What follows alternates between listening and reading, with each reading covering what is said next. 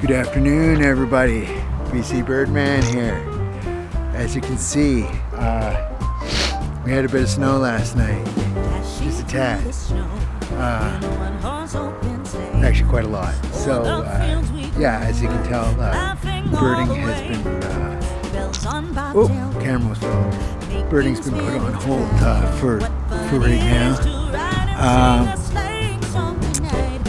Sorry, I should line this up better.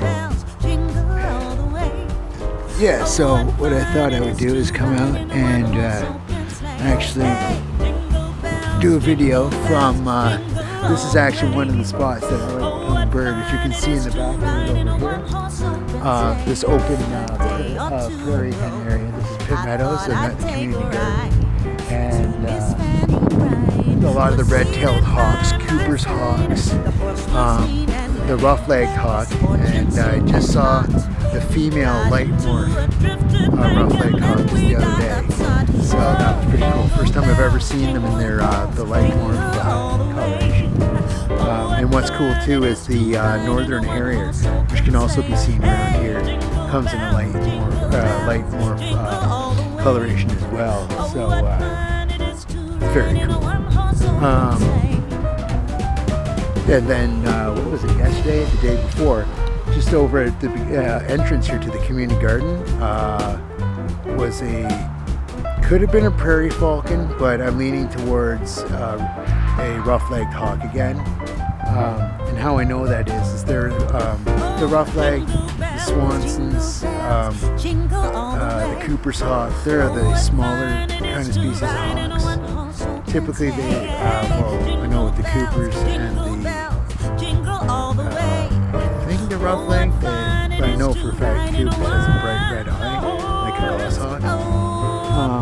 We used to have 33 breeding pairs of goshawks here, but that's no longer. With the introduction of the Golden Ears Bridge, the traffic, they did what the ringneck pheasant did, and that's leave. That's why I'm pushing. We got to really work hard to keep conserve some of the land in the vital marsh areas here, because they're going to tear it all down and build housing complexes. So, which is gross. But anyways, let's go, and I'm going to show you just kind of the surrounding area where I like to photograph some of my birds, and maybe give you a tip or two on what you can do to increase the likelihood of getting. Sorry about that. I had to lean over. Anyways, that's entertaining. So again, I apologize for.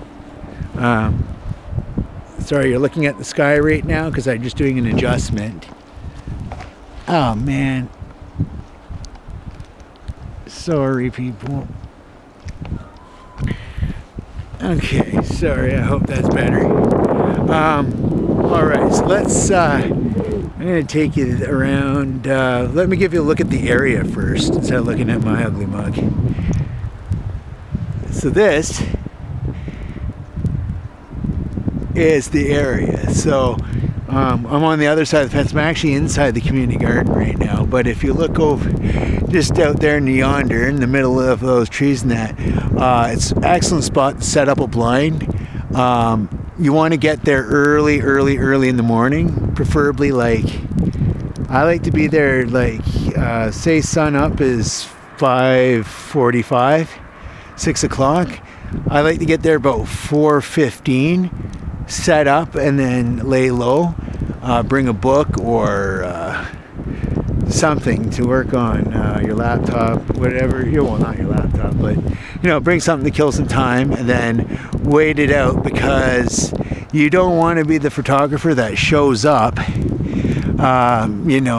2 minutes before he wants to shoot the birds before they arrive, because they all are going to know you're there and they're going to beeline it out of there. Where if you set up your blind plenty early, then you're there and they're coming in. And as long as you don't make any noise, you just start throwing pixels on the birds, and you walk away with some good stuff on your memory card. So as you can see here, this is the community garden. It's really, really awesome looking right now, because being buried under a 1.5 feet of snow and another 1.5 feet on its way tonight. It just gives everything a really interesting look. I don't get snow often here, but look, we even have icicles.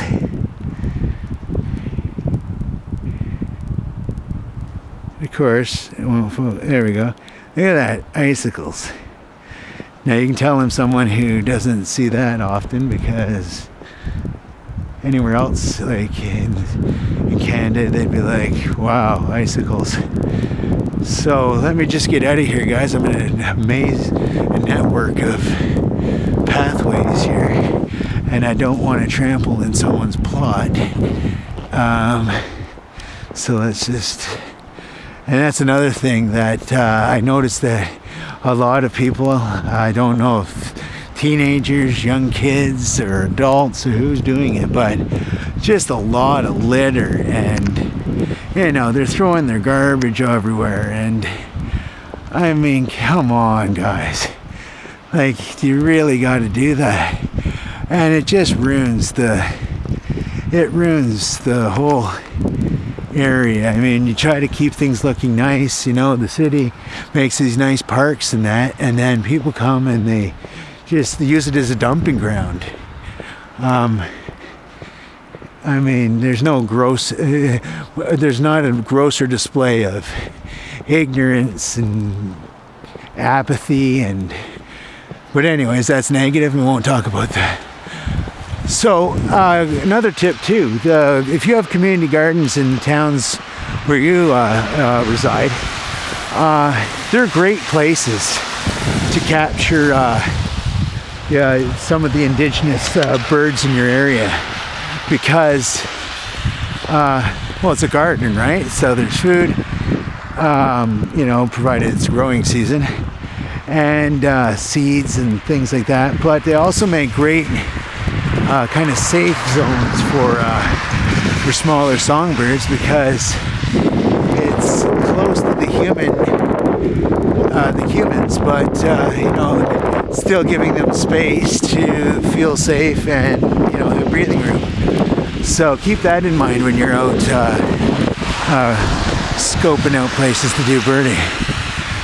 I was talking to this guy the other day, and so many people I talk to think that you need to spend $8,000 and go on these African safaris and Costa Rica and all that to do any worthy bird photography. And I'm like, no, that's just lavish. So many people, the situation is they don't even know what's in their own backyard, because they're always looking at Africa or Costa Rica and things like that. And it's just in your own backyard. Get out there and shoot. Get great shots of the indigenous birds in your area. Photography, the great thing about it is, provided you have the camera, is it gets you outside in the fresh air.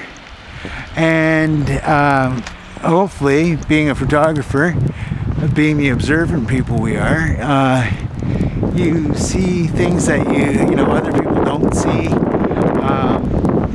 and you get to know more intimately the neighborhood that you live in, because you go to all those little hidden trails and things like that. So I think that's important to keep in mind too. Just get out and shoot, and you'll be amazed at how fun it is, and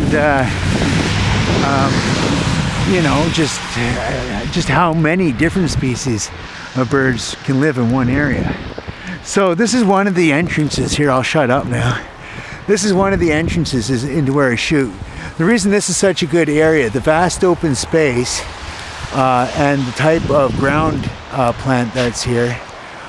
You've got garter snakes, and you've got muskrats, rats, mice, and other rodent-like animals. And where there's food, there's a predator.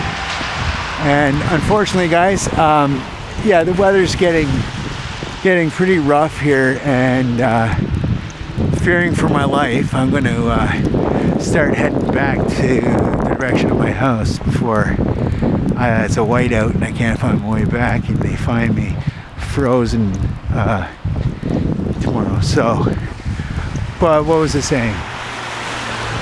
Yeah, there's so many different birds to shoot in your own neighborhood. You know, great thing is get out there with your camera, the fresh air, walking. Also, it helps you witness things that are going on, negative or positive, in the neighborhood in terms of wildlife conservation. And I think getting out there and participating, you know, instead of just saying, oh, you know, I want to be a conservationist or, you know, protect wildlife in that place. It's always just talk. Be the person of change. And I'm not speaking like I'm some guru here, you know. These are things that I've found that I was, you know, taking my pictures but just sitting back. This year I want to take a more active role in helping wildlife and birds in my area and worldwide. So, but with that, I think I've been yakking long enough. But as you can see, Pitt Meadows, I'm speaking about Pitt Meadows because that's what I can speak to because I'm here. As you can see, such great land for bird photography as well as raptor photography. Bald eagles. This year there was more turkey vultures in this area than there were bald eagles, which is kind of cool because I get lots of bald eagles, and turkey vultures has been a thing that's kind of come onto the radar here in the last couple of years. So, but on that note, I'm going to leave you with that. Remember to get out there, shoot, conserve wildlife at all costs, and let's leave it nice for the people who are in the next generation. BC Birdman signing off.